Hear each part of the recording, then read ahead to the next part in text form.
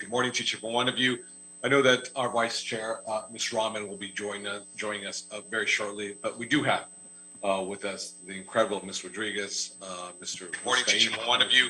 I know that our Vice Chair, Ms. Rahman, will be joining us very shortly, but we do have with us the incredible Ms. Rodriguez.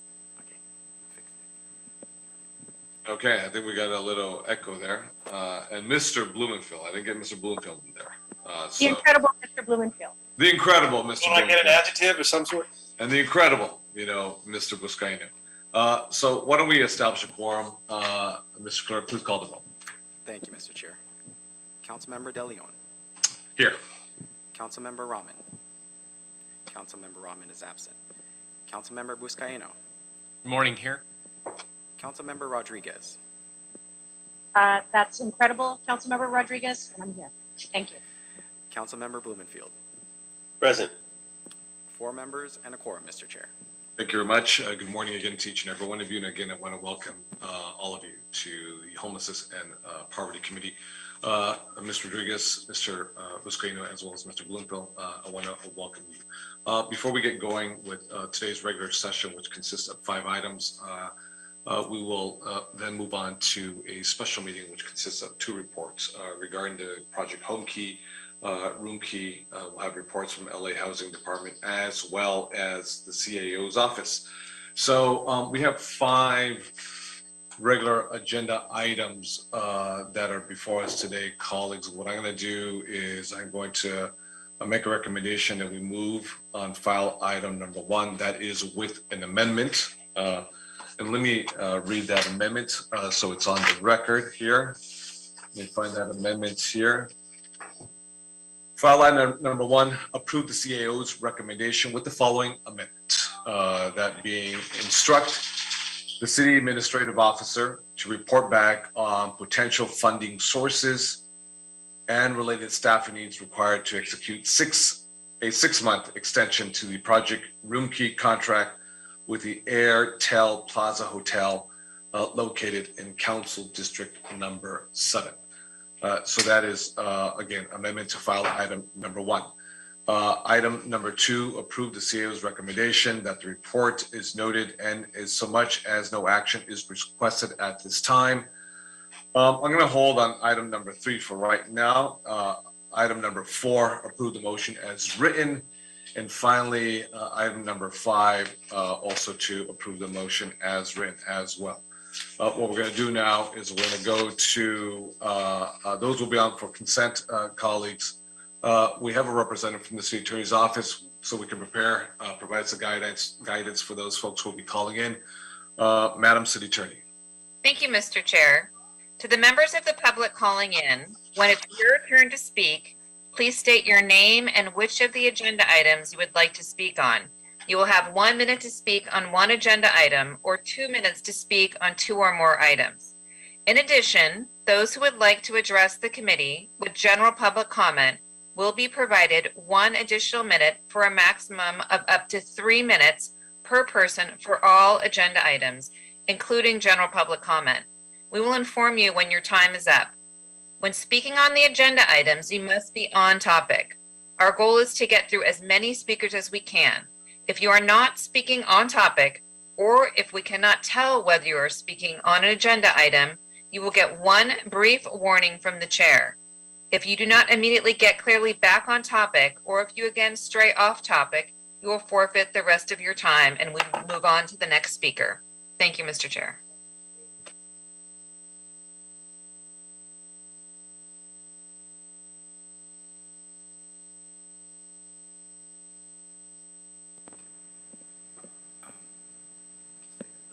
I believe you're on mute, Mr. Chair.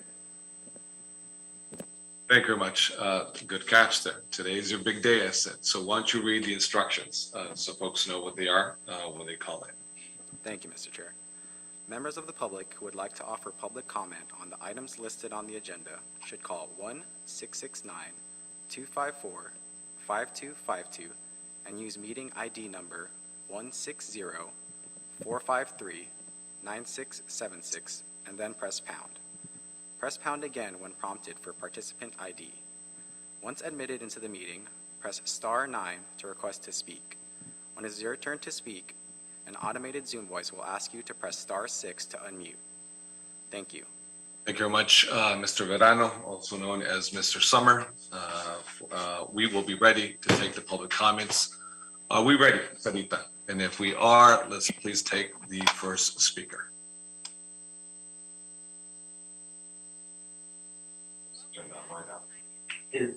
Caller, please state your name and the item you'd like to speak on. My name is Deborah Houston. General comment on item 5, please. Go ahead, speaker. Thank you. Good morning, Honorable Chairman and members of this committee. We do need more homeless interventions, such as those presented today in item 5. And also, I would like to speak generally about the wetlands and how that relates. We have 50 RVs parked on Jefferson Boulevard in the Bayona wetlands as a result of the City Council's October 2020 COVID-related moratorium on towing RVs that are used as dwellings. The wetlands area is a crime hotspot. There have been shootings of RV dwellers, 4 of them, no commas. The dead body of a young homeless woman was found. A drug trade has developed. There is open drug IV usage, and LAPD records show every other crime you can imagine in our wetlands. At this point, the crime at the wetlands poses a far greater threat to RV dwellers than COVID does. Also, RV dwellers parked at the wetlands have caused environmental destruction to the wetlands. They have dumped sewage on the streets and into the storm drains that flow directly into the ocean. They've cut down indigenous brush and thrown that brush into the wetlands. They have used the wetlands as a place to defecate. They have lit fires. They have cut down large areas of the fence that protects the wetlands to be used as firewood and construction material. So I would ask this committee to do whatever it takes to ensure that people in locations such as the wetlands can be housed so we can preserve the safety of people who are homeless and also preserve the safety of the public and the environment. Thank you. Thank you, speaker.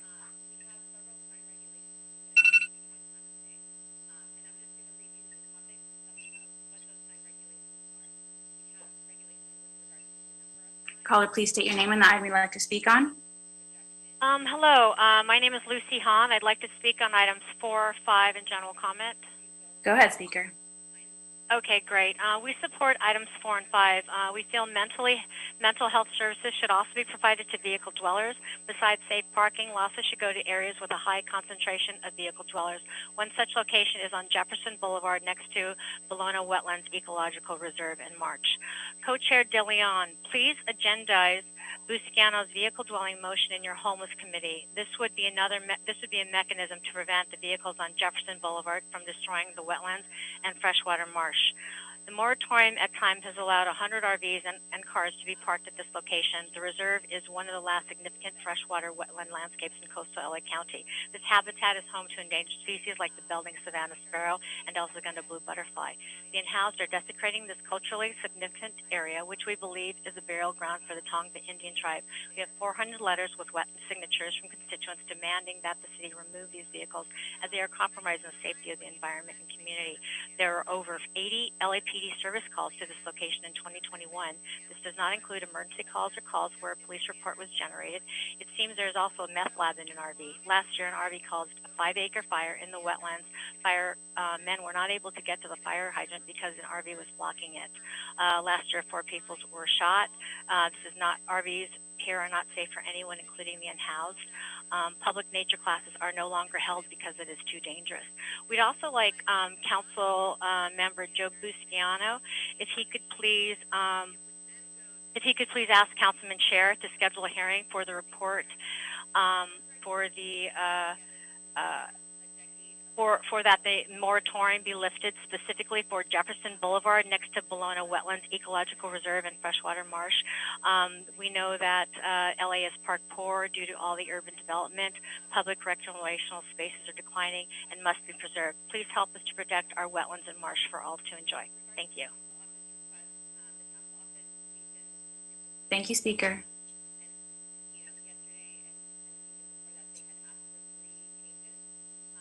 Caller, please state your name and the item you'd like to speak on. My name is Stuart Selecta from Tarzana Treatment Centers, and I'm speaking on item 5. Go ahead, Speaker. TTC believes that the evidence is overwhelming that access to naloxone and training on overdose prevention will save lives. By supporting this motion, Los Angeles County can affirm its commitment to protect the lives of our unhoused neighbors.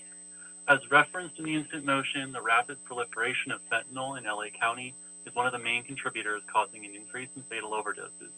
The tools already exist to prevent these fatal opioid overdoses, and given the recent data, TTC believes that the time is right for LA County to make clear their position on this common sense issue. Access to naloxone and training on overdose prevention will only be life-saving if it is accessible to those who need it the most. By supporting this motion, you are affirming your position to support the expansion of these proven prevention strategies. Thank you for taking the time to consider this statement. Thank you, Speaker. Caller, please state your name and the item you'd like to speak on. Yes, hi, my name is Luis Malanga, and I'm speaking on item 5. Go ahead, Speaker. Like I stated before, my name is Luis Malanga. I'm an employment specialist. I work for the Center for Living and Learning, and I support the motion. We as an organization support the motion as a peer-led provider of employment services for those affected by substance use disorder. We know firsthand how naloxone saves lives. We are made up including our executive and myself, and those who have lost someone to overdose death. With this motion, the lives of many of our family, friends, and clients will be saved. Thank you.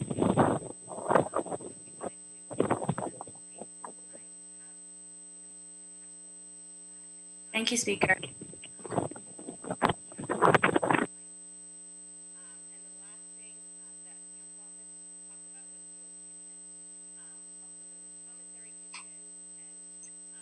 Caller, please state your name and the item you'd like to speak on. David Bryant, United Coalition Youth Prevention Project, item 5. Go ahead, Speaker. I'm a community engagement specialist at USEP, the Program of Social Model Recovery System. Since 1996, USEP has studied the link between environment and health in Skid Row and advocated alongside community members for equitable policies and support health and wellness. We support expanded access to naloxone in all city-funded and operated sites that engage people experiencing homelessness or locations where PEH frequent as a way to curb the current overdose crisis. This has implications for the proposed public toilet program, which we're advocating, must be staffed and accessible 24 hours here in Skid Row. Our 2 parks in Skid Row should have accessible naloxone operational hours should be expanded, as PEH depend on the amenities the parks provide, including toilets. These efforts to increase support for PEH must address the intersectionality of health risks for PEH, and we have hoped to coordinate multiple health and resource fairs simultaneously addressing overdoses, heart disease, and COVID-19. Conducted the Stress and Coping Survey in April of 2021 focused on PEH in Skid Row and Boyle Heights. The survey documented increased drug usage associated with pandemic and racial uprisings, related stress, exposed extreme levels of poverty, with 57% of individuals making $5,000 or less annually. It also identified coping strategies such as talking with friends and family, listening to music, healthcare providers. Many of these activities occur at our local parks, which the survey also identifies crucial social support and access to toilet water and phone charging.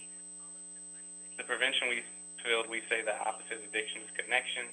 Let's continue to support and expand existing amenities and increase leadership as well as employment opportunities for people experiencing homelessness.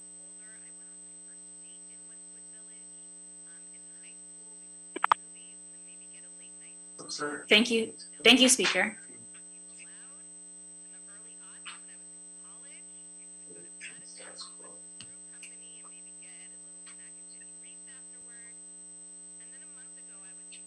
Caller, please press star 6 to unmute.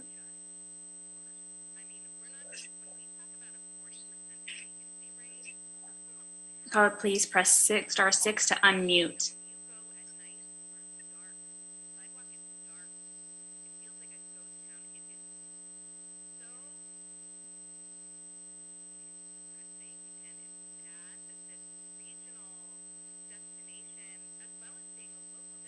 Caller, please state your name and item you'd like to speak on. My name is Amy Lieberman. I'd like to speak on item number 5 in general comment. Go ahead, speaker. Hi, my name is Amy Lieberman. I'm a harm reduction attorney and a volunteer with the Sidewalk Project, a fringe services program working on the street in Skid Row. And we are in support of item number 5, and in general support more funding and programs for harm reduction.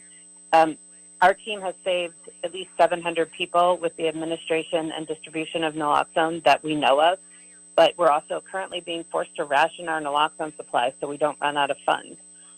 We also need funding for staffing as the need is much greater than we can fill. We support more funding overall, including the establishment of overdose prevention centers, but we would also like to mention that smaller direct service SSPs and community-based organizations need to be prioritized for funding. The model of directing all funding to one organization to disperse to the others often means that the downstream SSPs do not see those funds, or at least not in their entirety. Again, we really are in great support of item number 5. Thank you for your time. Thank you, speaker.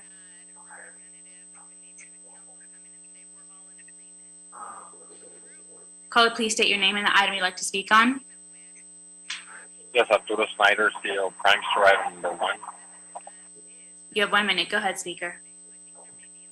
Thank you. Good morning. I wanted to call in and speak on item 1 regarding the project at Vermont Manchester, and thank the committee and also the city of Los Angeles after 30 years spent on a property that has sat vacant after the Rodney King civil unrest, and a great opportunity to bring forth the affordable housing and supportive services that this community has so long been waiting for, and just appreciate your time and dedication to community and to our city. Thank you very much.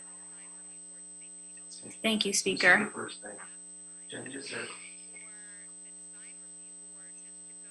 Caller, please state your name and the item you'd like to speak on. Charles Porter, item number 5. You have 1 minute. Go ahead, speaker. Good morning. Charles Porter with United Coalition East, working in the Skid Row area. So I echo the comments of my colleague, David. We definitely need to expand access to Narcan, naloxone at our public parks. It has implications for the public toilet program that's in the works currently. But I also want to highlight the need to engage and involve folks who are directly impacted and look at this as an opportunity to increase employment opportunities. All of these issues exist in the context of extreme poverty, and there's an intersectionality of health risks. And so overdoses is at the top of that list for people experiencing homelessness, but we also have the epidemic of heart disease, as well as increasing violence and other health challenges. So any efforts to really co-locate resources, but engage folks that are with lived experience and create creative opportunities. Definitely parks are vital support, and we advocate for expanded park hours because people depend on parks for many resources. In Skid Row now, there's also an effort to try to create a community center, because one of the things that keeps people healthy is the sense of community and connection. And we want to amplify the resilience of folks that are out here that are supporting their peers. And we thank you for looking into this matter and increasing availability for harm reduction resources for people experiencing homelessness.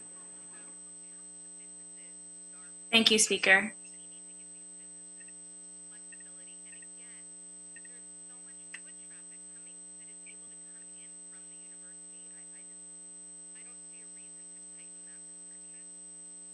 Caller, please press star 6 to unmute. The 247 number, please press star 6 to unmute. Moving on to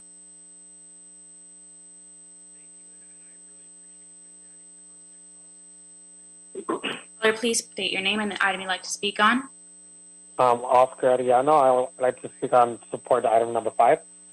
Thank you for allowing me to. Speaker, a minute. Go ahead. Hi, I'm the harm reduction coordinator for HOPIX. Thank you for allowing me this time and space to speak on the impact Narcan distribution has done in our community. Since launching the harm reduction program in July, there has been 586 Narcan units distributed to people experiencing homelessness, and there has been 76 have reported overdose reversals.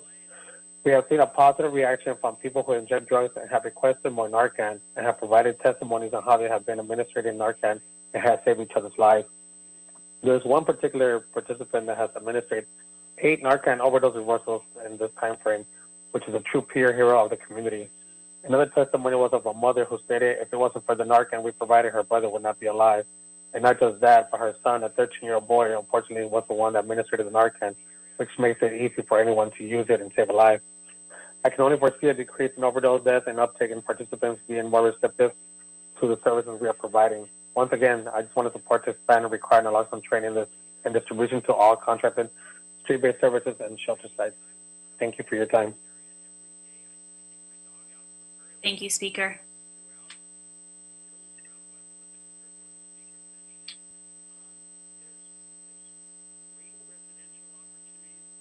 Caller, please press *6 to unmute. Caller with the number 850, please press *6 to unmute.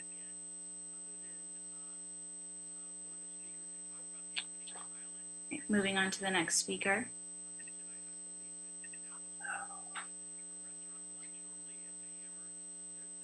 Caller, please state your name and the item you'd like to speak on.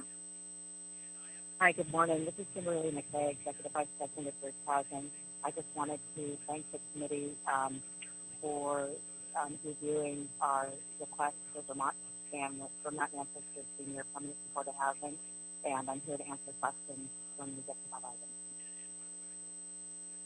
item. Thank you, Speaker. Thank you very much. And I want to thank all the speakers for coming in and providing their comments, which are very important to all of us on this committee as well as staff. So we're going to move on with our regular agenda now. Committee members, as I had mentioned just a few moments ago, for our regular agenda, I'm making the following recommendations, and they are as is. Item number 1, approve the city's recommendation with the following amendment. Once again, the following amendment is to instruct the city administrative officer to report back on the potential funding sources and related staffing needs required to execute a 6-month extension to the project room key contract with the Airtel Plaza Hotel located in Council District number 6. Item number 2, approve the CEO's recommendation that the report be noted in so much as no action is requested at this time. Item number 3, the proposition HHH Administrative Oversight Committee's recommendation in the report. Item number 4, approve the motion as written. Item number 5, approve the motion as written as well.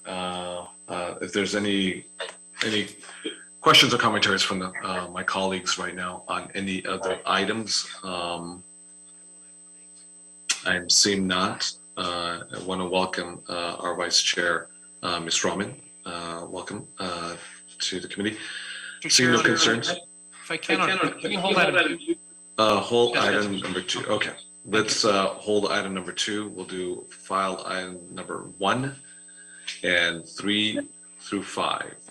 Mr. Chair? Mr. Chair, if I may. Yes, is that Ms. Allison? Yes, this Yes, is Allison please. Lowhite with the Office of the CAO. Okay. I just wanted to flag for you that for item number 1, there was a revised report that was transmitted to the clerk yesterday, February 9th. We just wanted to know that the revised report should be what's considered by the committee today. The only change to this revision was recommendation number 3, and that the transfer amount is up to $2,720,142 from the Additional Homeless Services General City Purposes Fund remains the same, but the up to amounts to the departments were adjusted. Thank you. Okay, and this is, Allison, just informational specifically with regards to number 1. Yes. Okie dokie. So we do have a request from Mr. Buscaino to pull file item number 2. So colleagues, what we're going to do is we're going to vote on file items number 1, and that'll be 3 through 5. File item number 1, 3, 4, and 5. Can I get a second? I see a second by our Vice Chair, Ms. Rahman. Mr. Clerk, please call the roll. Councilmember De Leon. Aye. Councilmember Rahman. Yes. Councilmember Buscaino. Yes. Councilmember Rodriguez. Aye. Councilmember Blumenfield. Blumenfield, aye. 5 ayes, and these items are approved. Thank you very much, Mr. Clerk. So that leaves us today with our regular meeting agenda with file item number 2. I'm going to turn this over to Mr. Buscaino, who wanted to make some comments. Yes, thank you, Mr. Chair. Appreciate that. Absolutely. Just wanted to see if the CEO, I just want to draw some focus and attention to the report, particularly bottom of page 5. The report states the number of individuals who retained permanent housing for 6 months from the date of placement decreased from approximately 1,122 in Q4 fiscal year 20 to 21 to 382. Now, this is a huge drop. I'm going to ask to see if I can get some insight on that, but let me make my observations. I want to draw the attention of the large number of people who don't stay housed and return to the streets, as indicated by a recent LA Times story. Hundreds of tents, they quoted, hundreds of tents that line Venice Beach are gone, but residents say job is far from done. And according to the Times, 46 left housing for whereabouts unknown, quote. And in the Venice Bridge home, of the 189 adult clients taken in by the shelter since its opening, 75 have left.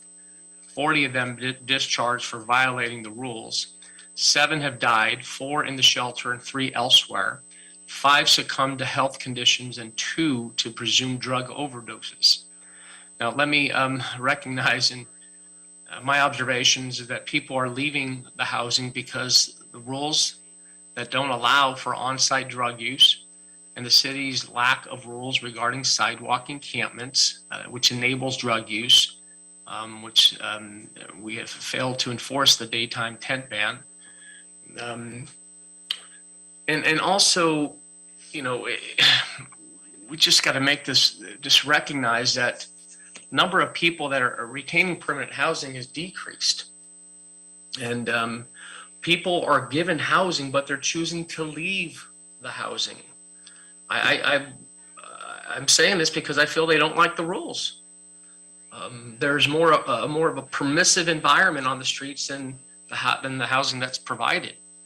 So to the CAO, can you share with us some insight to this drop? Or are there individuals exiting permanent housing for any particular reason? Are you hearing that? Any insight you're getting from the providers throughout the city? And then secondly, the CAO, can you explain the no wrong door strategy? Apparently this no wrong door is when someone comes into any of our facilities, they give them a pamphlet to give more information. And who are we serving when we're asking people to call 211, here's more information, off you go, when oftentimes there are beds available? I'd like to give some details on the current status of the no wrong door strategy. My definition of a no wrong door is any person who asks for help, whether from an outreach worker, a librarian, or a police officer, will be offered temporary housing and a way to get there. No more surveys, no more pamphlets, no more bottles of water, no more waiting lists. If I can just get Mr. Chair, if I can get the CAO respond to those two questions and concerns. Thank you.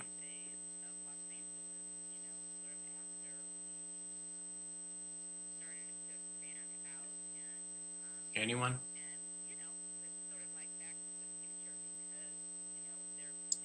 Mr. Buscaino, was that question directed towards the CAO office? Yeah.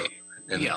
Thank you much. Anyone from the CAO's office? So Mr. Buscaino just detailed both concerns and a question or two. So Can anyone from the CAO's office please respond?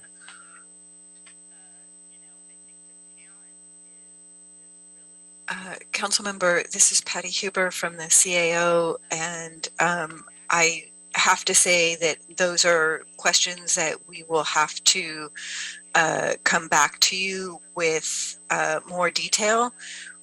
We don't run the facilities, so we're going to have to go back and touch bases with WASA and our partners to figure out what they're seeing in those particular arenas. Regarding the no wrong door, I think we would all like that as soon as somebody indicates a desire for housing, that they're placed in housing. I don't think that we have a system yet that fully supports that. We've done a lot to build all the beds, but the number of homeless in relationship to the beds is still insufficient. But regarding the operational issues, I don't have an answer for today.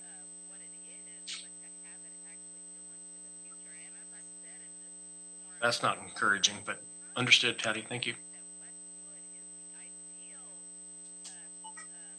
So Patty, why don't we do this? And I know that you weren't prepared fully for the question, but this is an important question and concern, Mr. Buscaino. Could you, and you can do it either way, you can do it offline. I'll leave that up to you, Mr. Buscaino, if you want to get the follow through back with you either offline, or we can have it prepared for the next agenda item on the next meeting, whatever is your pleasure. You just let me know. Yeah, I'd love to get the insight from the men and women doing God's work on the ground to get a sense from why is this happening. Okay. I know exactly the answer is, but just for the general public. Sure, gotcha. Okay, well, then we can do this. Your staff can speak with my staff, and then if we can secure those answers and have those answers delivered, we will do so at the next meeting. Will that suffice? Good. Okay, sounds good. Fantastic. Thank you very much, Mr. Buscaino. Thank you very much, Patty. So that leaves us with one file item that's before us today. That is, again, file item number 2. Could I get a second? I have a second by the illustrious Vice Chair. That's no other than our very own Ms. Nithya Raman from CD4. Mr. Clerk, that is Mr. Verano. Please call the roll. Councilmember De Leon. Aye. Councilmember Raman. Yes. Councilmember Buscaino. Yes. Councilmember Rodriguez. Aye. Councilmember Blumenfield. Aye. 5 ayes, and this item is approved. Thank you very much, Mr. Verano. Colleagues, we're about to actually finalize this agenda item, or I should say today's agenda on the regular session meeting, but I want to do just a quick recap. The recommendations that we just actually all approved on a 5-0 unanimous votes. That's 1 through 5. We extended 2 project room key sites in council districts number 1, as well as number 4. We extended the lease for the city's first bridge home site in El Pueblo for an additional 3 years. We approved the financing for 2 permanent supportive housing buildings in council district 8 and 9. For total, I should say, 121 units. I know one of those developments, a little challenging with the price tag, but it is what it is, and we'll continue to work with the housing authority, LA's housing authority, to get much more effective costs for the taxpayers. We have requested the CAO to report back on mental health services the residents of our interim sites are receiving. And finally, the CLA report on which city employees should be trained in administrating, and I hope I don't mispronounce this, naloxone, which will be very, very important, obviously, for our residents who are facing addictions. So this is going to conclude our regular meeting. We're going to move now, colleagues, into our special meeting. So I'm going to turn it over to our city clerk so we can establish a quorum once again in the special meeting. So, Mr. Clerk, please call the roll so we can establish a quorum. Thank you, Mr. Chair. Councilmember De Leon. Aye. Councilmember Rahman. Here. Here. Councilmember Buscaino. Here. Councilmember Rodriguez. Here. Councilmember Blumenfield. Blumenfield present. 5 members and a quorum, Mr. Chair. Thank you very much, Mr. Merano. I want, let's see. We've established a quorum already that we've had. I want to thank everyone for being here once again, CAO's office, as well as the Housing Authority when they do the Homekey reports. Madam City Attorney, if you could be so kind enough to provide us the legal guidance for our callers as they prepare to call in. Sure. Thank you, Mr. Chair. To the members of the public calling in, when it's your turn to speak, please state your name and which of the agenda items you would like to speak on.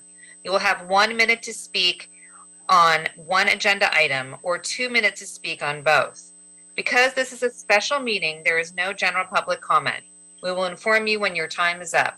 When speaking on the agenda items, you must be on topic. Our goal is to get through as many speakers as we can.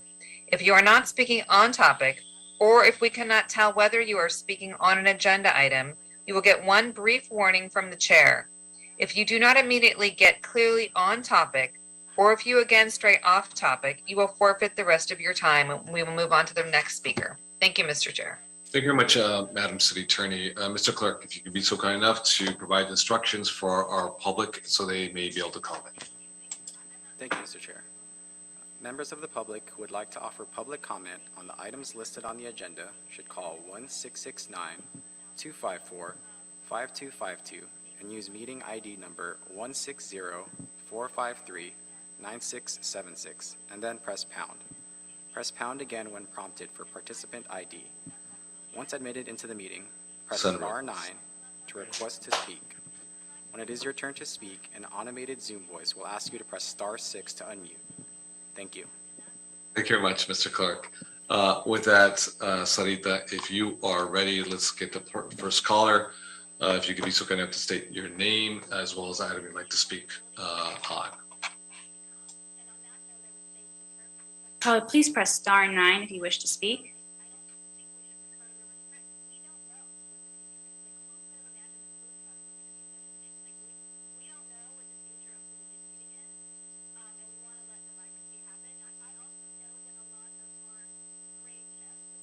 So colleagues, it seems like we don't have no one in the queue right now or anyone who is raising their hands right now.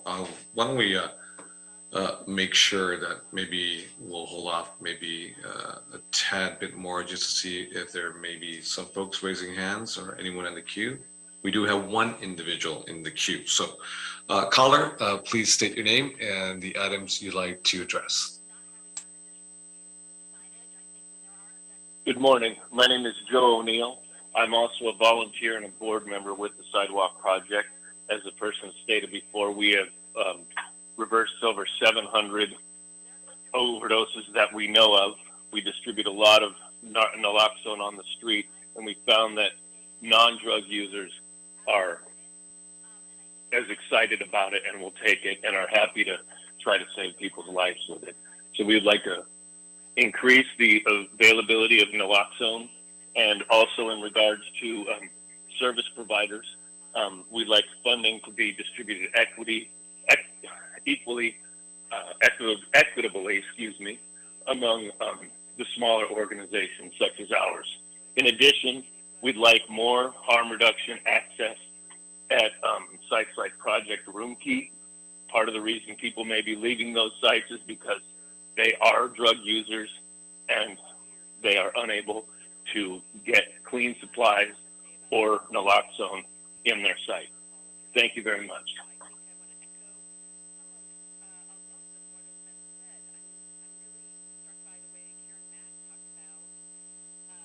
Caller, please state your name and the item you'd like to speak on.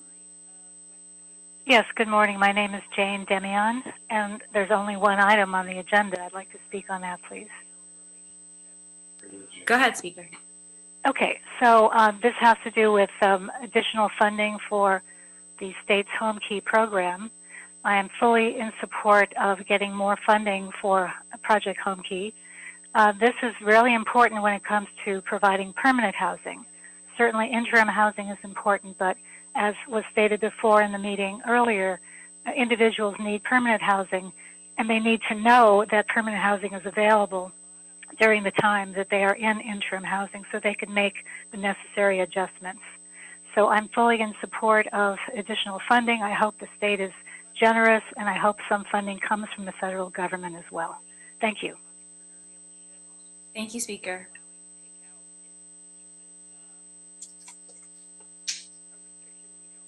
Thank you very much, both to Joe as well as Jane. I know Jane Demian is an incredible volunteer in our very own CD14, specifically in Eagle Rock, who works tirelessly for our unhoused community members. So colleagues, that is the conclusion of our public comments here. Today, like in our last meeting, I want to mention that before we get started, I'd like to take a moment to say just a few words. If you have heard us time and time again speak on the fact that the only solution to homelessness across our city is beds, whether it's interim, permanent supportive housing, it is critical. We see that we produce as many numbers as possible, as quickly as possible, in the most cost-effective manner as possible. In our last meeting, we heard from the CA's office on the work that has been done over the last 18 months, specifically an unprecedented 6,500 new housing solutions, albeit interim, but housing solutions nonetheless. Today, we're looking at another component of how we address homelessness housing, and that's the state's second round of Project Homekey. This is the second part of 3 rounds of Homekey specifically. So I want to ask the CAO's office, I want to thank, I should say, the CAO's office for their work in the first round, and thank the Housing Department also for the work that they're doing for rounds both 2 and 3 as well. Without you working out all the details that the public never sees, these sites would never come to fruition. So I'd like to hand this over to the virtual floor, over to the CAO's office specifically, and the Housing Departments for their presentation before the members of this committee, as well as the public that are listening. And I believe we have no other than the CAO's very own Yolanda Chavez, as well as Daniel Hun from Housing in the room. So to both Yolanda as well as Daniel, the floor is yours. Good morning. Good morning, Yolanda Chavez with the CEO's office. If you don't mind, I'm actually going to have Marilee Orellana Farias start the presentation. Sure, go right ahead. Good morning, committee chair and members. Marilee Orellana Farias with the Office of the CAO. We just like to give you a brief overview of the CAO report dated February 7, which is our report back in response to Council's action on November 5th, 2021, instructing our office to identify available funding to address the funding gap of $86.1 million for the Homekey 2 local match requirements to acquire 750 units. Subsequent to Council's approval, the Housing Department notified our office that they submitted applications for 10 Homekey sites with 868 units, and that the funding gap had been reduced to $34.2 million instead. And before I move on to the recommendations in the report, we would just like to note 2 corrections that are needed. One, it's just to correct the number of units listed in page 1 of the CAO report from 878 to 868. And then second is that the amount of CDBG reprogram funds in recommendation 1 of the CAO report should be $11,763,938. Instead of $11,973,938 for a revised net total of $163,252,486. And now with the committee's permission, I'll just briefly summarize the recommendations that are outlined in the CAO report. First, we amend the total funds identified in the Housing Homekey 2 report dated October 25th, 2021, available for the Homekey local match requirements of $145 million to $163 million based on revised funding source totals provided by the department. We also include recommendations directing the Housing Department to report back on the following. Number one, it's planned to use $2 million in home ARP funds for staffing over 3 years for the Homekey program. And two, the results of the application submitted to the state by the January 31st, 2022 deadline, including the total projects and units awarded state Homekey matching funds. We also recommend approving the use of up to $32.5 million in homeless housing assistance and prevention programs, also known as HAP, grant funds, and up to $17.1 million in state COVID-19 emergency homelessness grant funds to address the current city match gap of $34.2 million. Both of these grants are anticipated to be reimbursed by the Federal Emergency Management Agency, also known as FEMA, for front funding the costs of Project Homekey. We also recommend to reserve the remaining balance in the previously mentioned grant funds that are not used for the Homekey 2 city match gap to fund the city match gap for the next Homekey NOFA. The CAO report also includes, as a contingency plan, a recommendation to authorize up to $49.6 million in a reserve fund loan, just in case the FEMA reimbursements to the grant funds are delayed.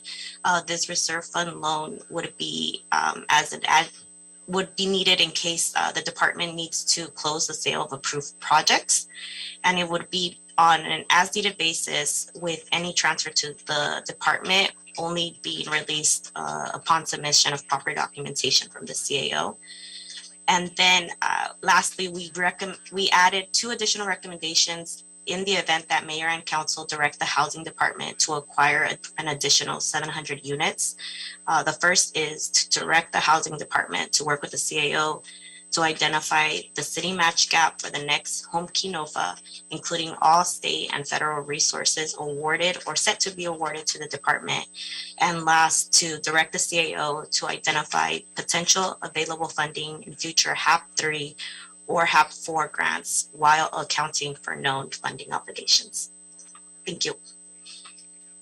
Thank you. So I just wanted to note 2 things and stress the issue related to the reserve fund loan. We actually had recommended that the balance of the anticipated FEMA reimbursement which is a total of a little bit over $49 million, and the balance would be about $15.4 million once we covered the initial gap for these 10 projects of 34.2, that it be reserved for the next NOFA, but that was before the department actually informed us that they have 2 applications they are hoping to submit in the next couple of weeks to compete with the Homekey 2 statewide competition that would require an additional gap. So I just wanted to stress that in that case, if we need to use a reserve fund loan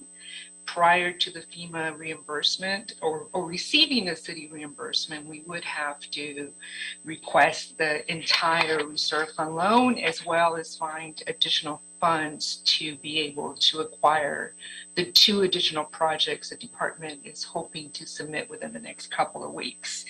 And I also just want to stress that if you direct the department to apply for additional units in the next NOFA of up to 700 units, then we will start immediately to work with the department to identify any available sources that can be used, including any state and federal grants the department currently receives.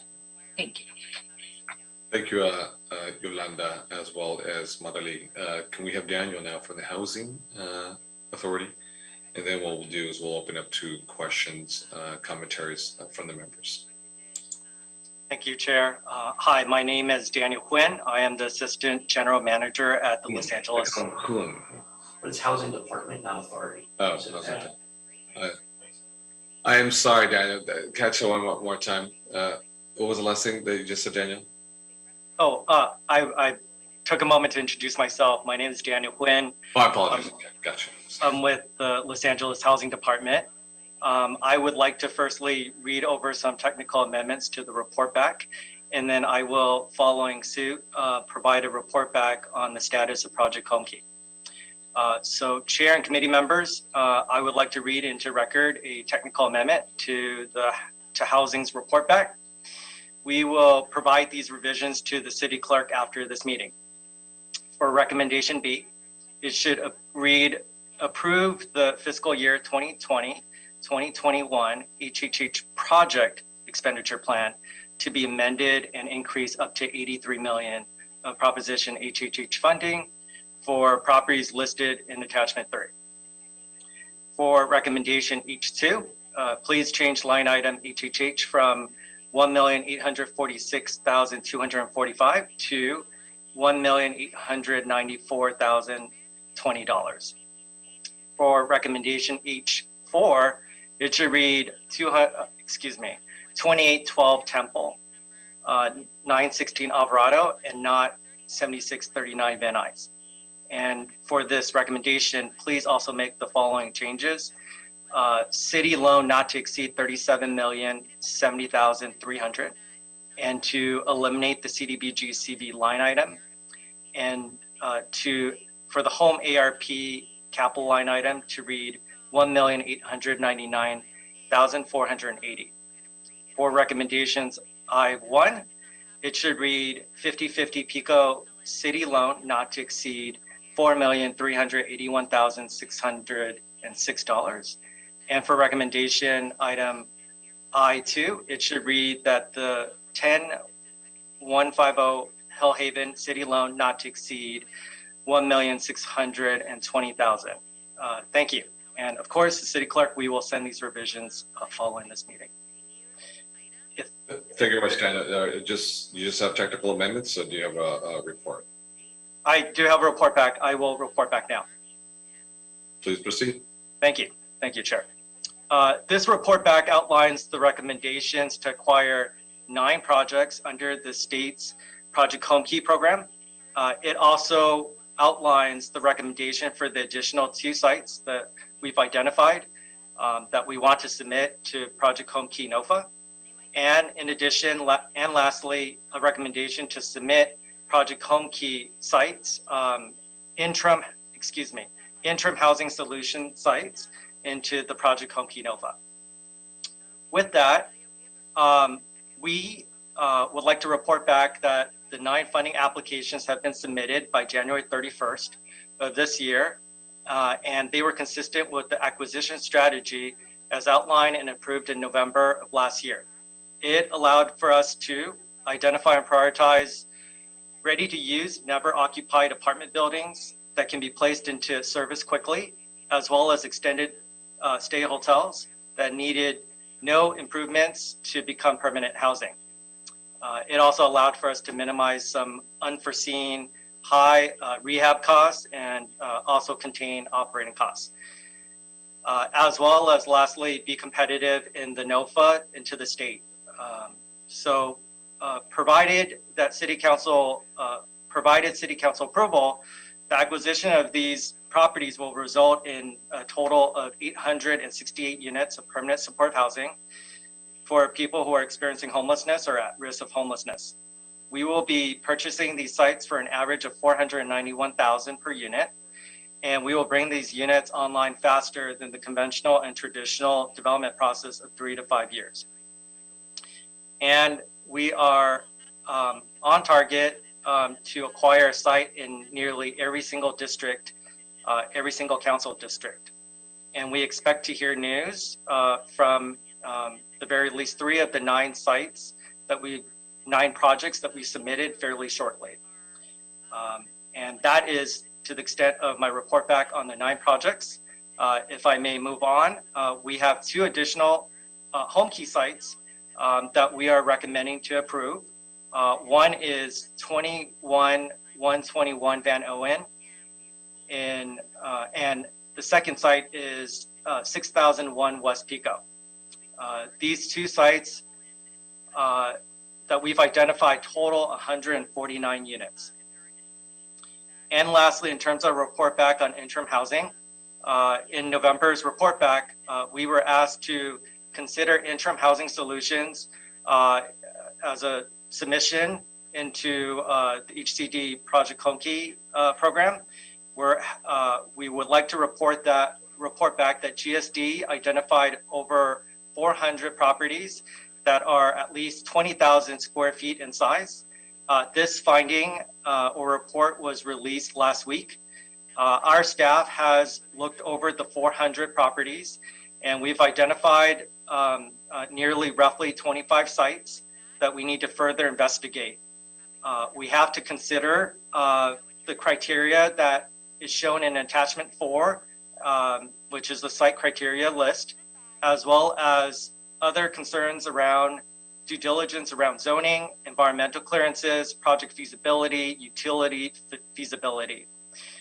We will very shortly be contacting brokers and engaging them to identify sites that may be able to meet this interim housing solution.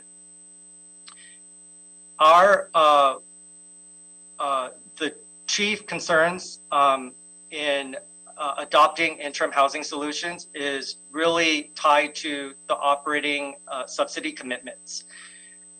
Every application submitted into the state have to show a positive 15-year cash flow, and we are concerned about the ability to be able to provide these commitments. And we'll have ongoing conversations to further this discussion. And that is my report back.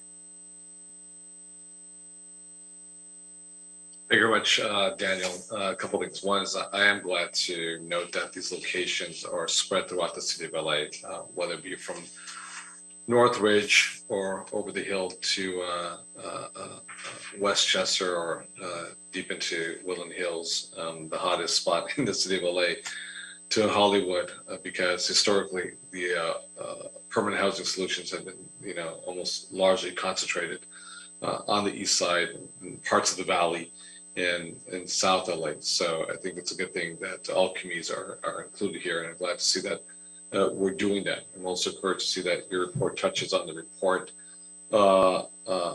council had requested on an interim to permanent solution. So quick thing, one is in your reports, you talk about amending motion council adopted, which instructed you to look for properties that could be used as interim and converted into permanent at a later date. And I'm pleased to see that the model is possible to do within the confines of the Homekey requirements. In your report, you mentioned that from over 700,000 residential parcels in the city, the General Services Department, GSD, has identified over 400 parcels that have over 20,000 square feet, the minimum ideal size needed for interim housing. So the question I have is, of the 400 plus parcels with 20K square feet that have been identified by GSD, can you provide the breakdown by vacant land and commercial buildings? So these sites, I can give a further report back later. We just started studying this list. I believe that we looked at the list of 400 properties and found nearly 25 to 30 that met this criteria. So the 400 plus the 20 to 25 that fit the criteria of the 20K square feet minimum size lot, or which criteria specifically are you referring to? For the 400 sites that we quickly looked at, we were able to identify 20 to 30 sites that were either vacant land or a empty commercial building. Gotcha. And of those sites, which ones were already, you would think, are open, amenable to dealing and negotiating? Those sites were actually open listings, so we would need to connect with the listing agent and have that conversation. Chair, just to demonstrate for the nine sites, 10 properties that we've identified and submitted into Project Homekey by January 31st, the team looked over 300 listings in order to identify 9 sites. Okay. Let me hear. I wrote a couple notes here. Well, I'm glad to see that the LA Housing Department is acquiring the 868 units, I think, off the top of my head, 868 units. The city is spending $182 million to do so. Fortunately, good thing, a lot of that funding is either HHH, CDBG, Community Development Block Grant, and state funding. But what we're seeing in the report,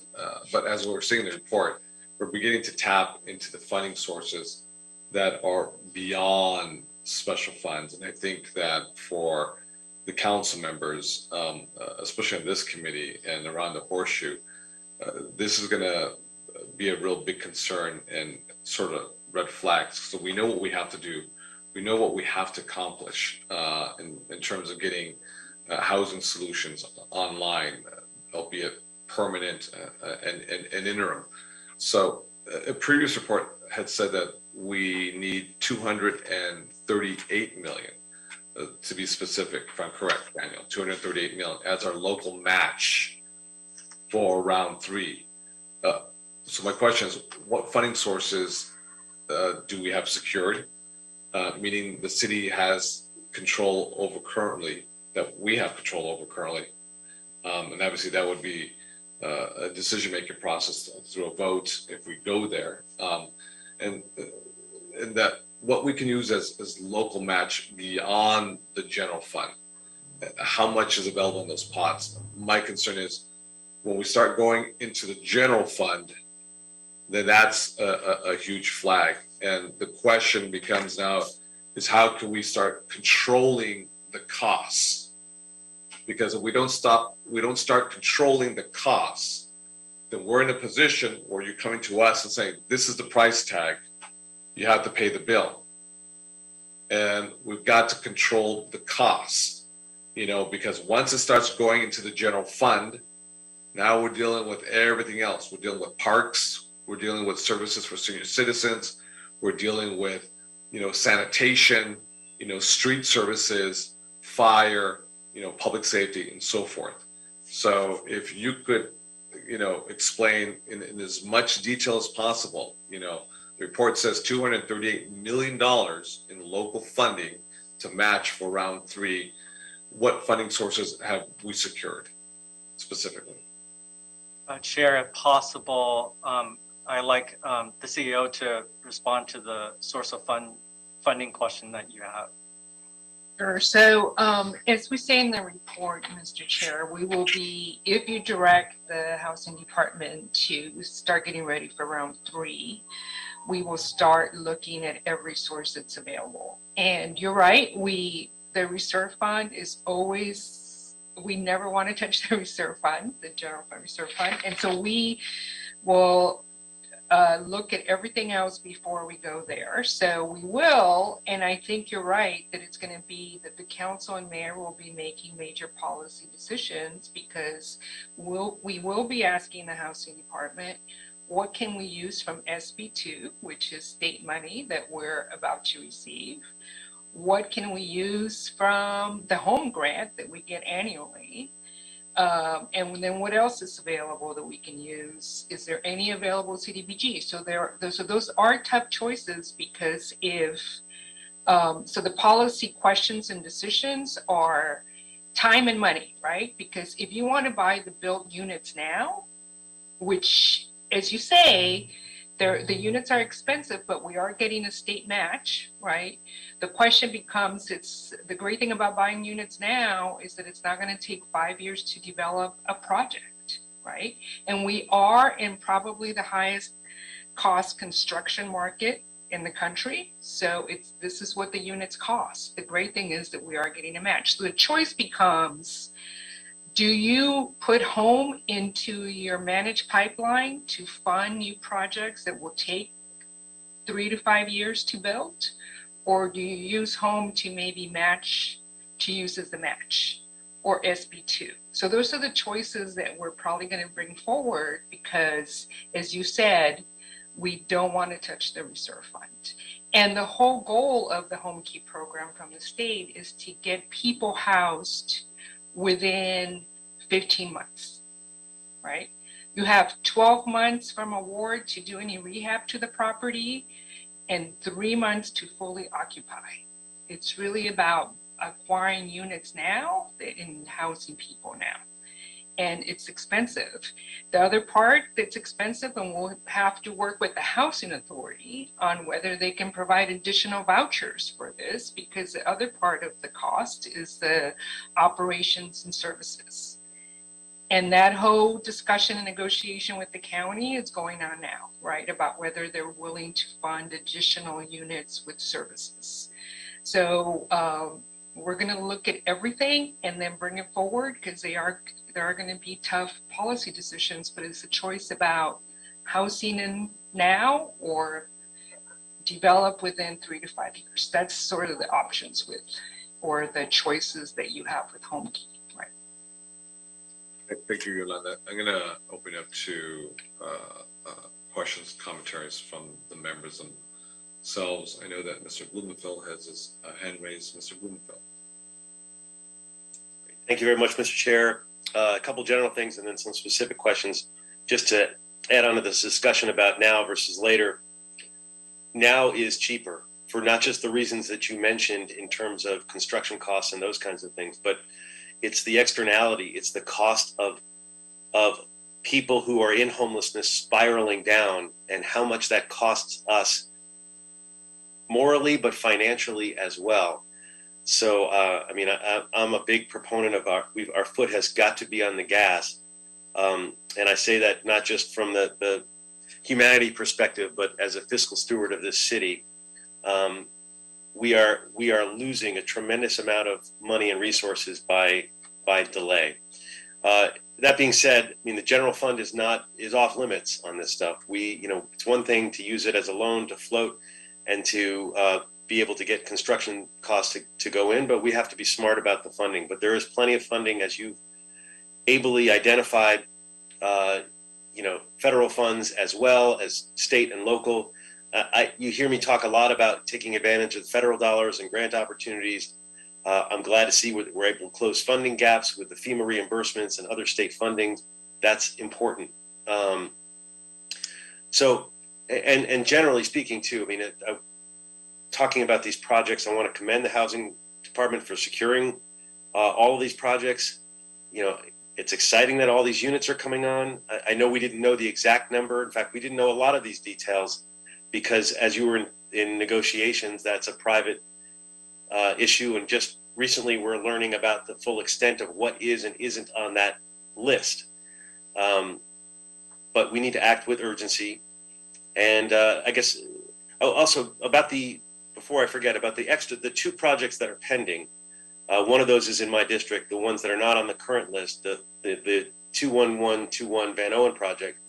I just want to commend you also for putting that together. I know it took a lot of work, 3-person team, securing the funding, gaining site control, all of that took a lot. But that's a great example. That's an apartment that's been built.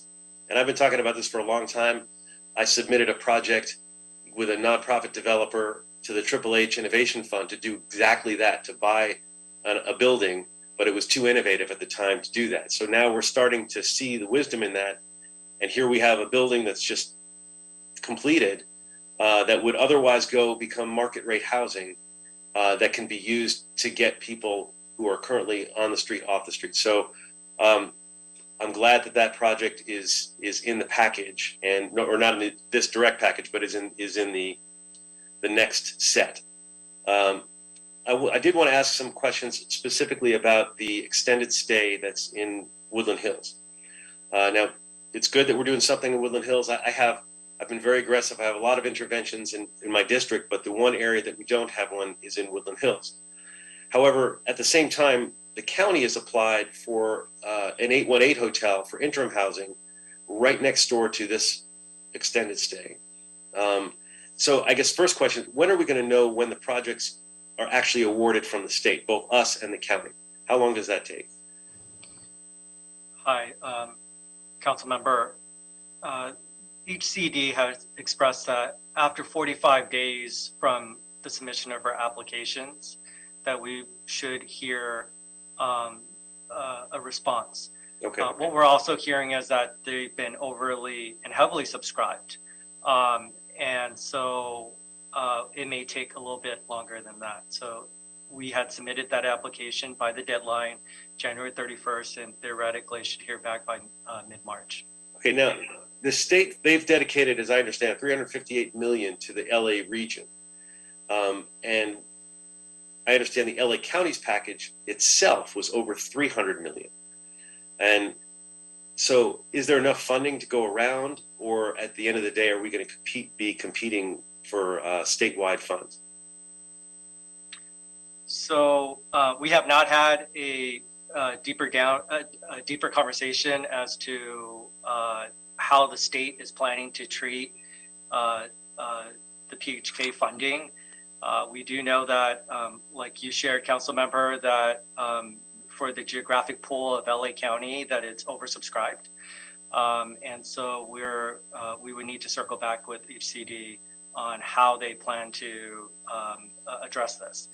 The state has communicated that if in other areas in which there's they have a discretionary pool in which they can move forward with funding projects in LA City, or they may consider if there are other regions that are undersubscribed to perhaps fund the projects that we've submitted in. So there's no guarantee. We put in the best foot forward in terms of these competitive applications, and we're going to hear back shortly. Right. Although if you add up ours and the county, we certainly well over what they have. The county almost hits it on its own, well over what they've allocated for our region. So I guess we're betting on the fact that we'll get other regions share, or that they'll dedicate additional money of some sort, right? So now we have projects ready to go. We've applied for funding from the state. We've done our due diligence to identify the city's matching fund. Now, while we're waiting to hear back from the state, what if we want to change or swap out a project? And a lot of people are communicating to me, they're concerned about location of a project. If we found another one to swap out, is that a possibility? Swap out meaning we would, Council Member, if I'm understanding your question correctly, when you say swap out, does that mean essentially not moving forward with the existing purchase and sale agreement that we have? If there was a better option. I don't know that there is, but if there were. We would lose out on the due diligence costs, as well as the deposit that we've put, and the time and the money that we've originally invested in the sites that we've submitted. So if you're saying that there's an opportunity cost there, the cost that we've spent that would have to be overcome in addition to the other site being better. So there's that issue. That's what you're saying. Is that right? Correct. Council Member, if I could, there isn't actually a concept of swapping out. We would withdraw our application from the state, and we would submit a new application, which would go at the bottom of the pile. So it would leave the geographic set aside and go into the general pool. And then on some of these things, like the extended stay, I know that is a package deal of some sort. Is that a one? What happens if one of those drops out, or do they all drop out? How does that work? That potentially could be the case. We had worked extremely hard to get those 4 extended stays, and had gotten a lot of support in order to even get us to contract. So that would disadvantage us with those respective projects. Another question. In my district, well, generally, seniors, as we know, are one of the most vulnerable populations of homeless that we have. There are 125,000 low-income seniors in the city. There's only 7,800 affordable units for seniors. Life expectancy for people experiencing homelessness is 64 compared to 77 for the average person. In my district, and I have one of the oldest districts in the city, not that it was formed earlier, but the people in my district are older on average than most districts. Since 2017 in my district, we know from the CES data that there are 387 seniors in CES, and there's only 41 of them have exited into permanent housing, which means there's 346 seniors still waiting for a permanent place to go. And it's all of homelessness is unconscionable, but when I see seniors in the street, it just breaks my heart. And I ask these questions because for a number of reasons, I'd like to see the extended stay in Woodland Hills be made into a senior focused site. Let me start with a question. Can a permanent supportive housing site be 100% seniors? Yes. I think, Council Member, if I can further respond, there are two types of hurdles to overcome. One, which is tied to regulatory related matters around fair housing that we have to wrap our head around. And then secondly, the programmatic type of challenges of being able to ensure that these units are house those who are seniors, as well as work through the CES system and being able to deliver the appropriate services. So to that end, I do feel like we would need to work towards heavily considering that, and perhaps if you allow for some time, we can have further discussions on this specific site. Yeah, well, I'd like to. I mean, on this site, because it's going to be next door to the county site, which has 100 families. I mean, this is going to be a huge change for the area. So it's right across from Taft High School. There's 100 units of family, and this is 164 units that'll be right next door to that. Just like my very successful One Generation nonprofit, where you have young people and older people, I'm looking at this as you can have the families units that the county's putting in there and have seniors permanent supportive housing next door. Makes a lot of sense in this district. And I know, and I appreciate what you're saying. We've certainly done a lot of research in my office. I know it's been done. There is a senior exclusion in the fair housing. It's been done in other units. So what I'd like to do is add an instruction to amend the LAHD staff report on page 49 to include making this project 100% for making this a senior project. And so, Mr. Chair, I'd like to add that as a friendly amendment to this project, and then work with you, Daniel, and the rest of the team to make that happen as it moves forward. Absolutely, Mr. Blumenfield will accept that as a friendly amendment. And a couple more questions, but go right ahead. Okay. Go ahead. So thank you for that. Also, there's a limit of 8% AMI. Well, how much is 8% of AMI? Is that only Social Security? Is that general relief? What is the income restriction for at-risk homeless? 30%? For at-risk, we're stating 30% AMI, correct? Okay. Okay, no, that's great. That's it. I'll stop there. Thank you very much. Yeah, Brandon, appreciate the work that you guys have done. Thank you, Council Member. Thank you very much, Mr. Blumenfield. And just so to Daniel, it's not an issue, right? A problem. Mr. Blumenfield, would like that to be 100% for senior citizens who are experiencing homelessness. I think I shared the two potential obstacles or challenges that we just have to wrap our head around and need some time for that. I think there has been past, we have in our portfolio, and we've funded projects throughout the city that are seniors, 100% seniors, seniors that are over 62 years old and older. So that's possible. I think we just need a little bit of time to put together, consider the type of outreach plan. Again, the department, what we're good at, or core competency, is that we're a government lender. We do this work well.